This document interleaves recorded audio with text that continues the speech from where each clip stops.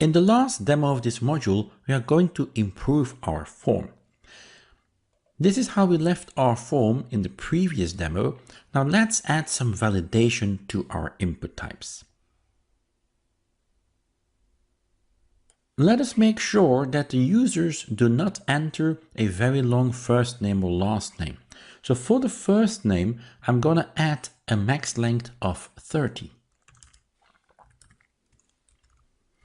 For the last name, I'm going to limit the input to 50 characters, again using the max length property.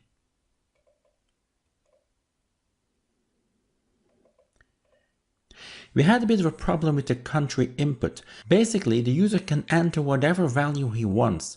However, we want to make sure that the user enters a 3-character country code. And we're going to use the pattern attribute for this. The value is a regex, so a regular expression that says that we can enter only 3 letters.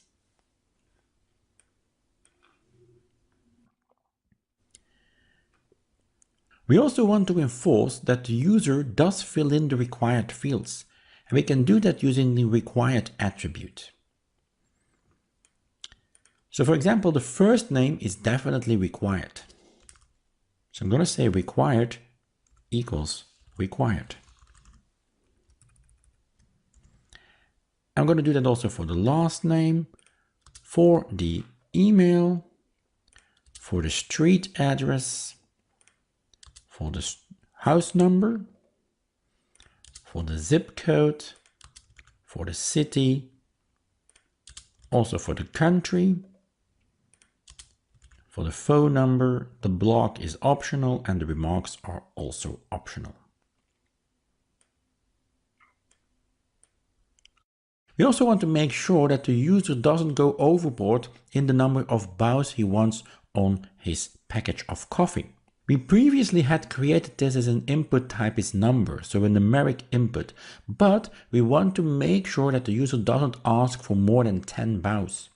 So I'm going to use the min and max attribute here. I'm going to say you have to have a bow, but the maximum of bows is 10.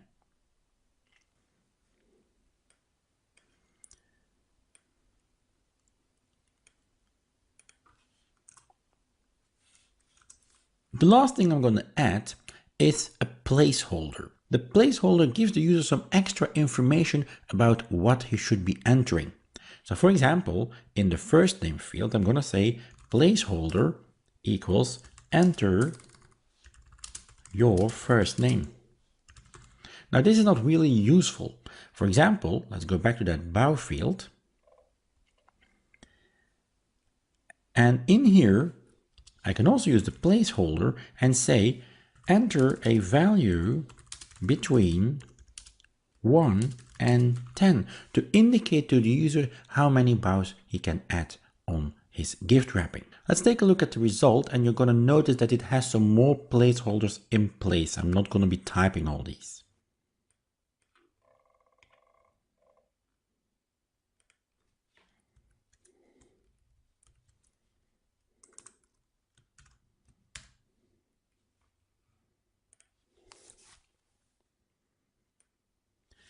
So here we have the first name, the last name, the email, and so on and so forth, showing the placeholder. Let's try entering a very long first name.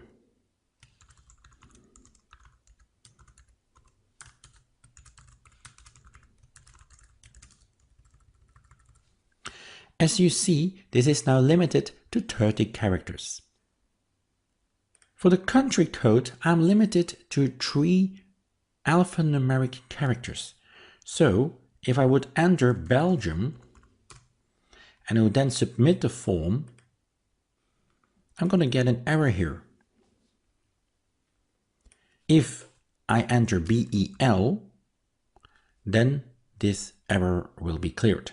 You also see that when I now submit the form, there are many more errors popping up, and that is because all these fields are required, including this numeric one at the bottom. Let us now return to the slides and take a quick look at the summary of this module. We have reached the end of this module. Let's do a quick recap of what we have seen in this module. We've started the module by looking at the nav element. As you hopefully remember, this is not an element which adds any visual. It's instead used to wrap our navigation elements. In other words, it again has a semantic meaning. We've then looked at all the new options we've received in HTML5 for entering data. We have seen the numerous new input types which we have now in HTML5, and we've also covered the other form validation options which are now possible. And that's it for this module. Thanks for watching, and I hope to see you again in module 4.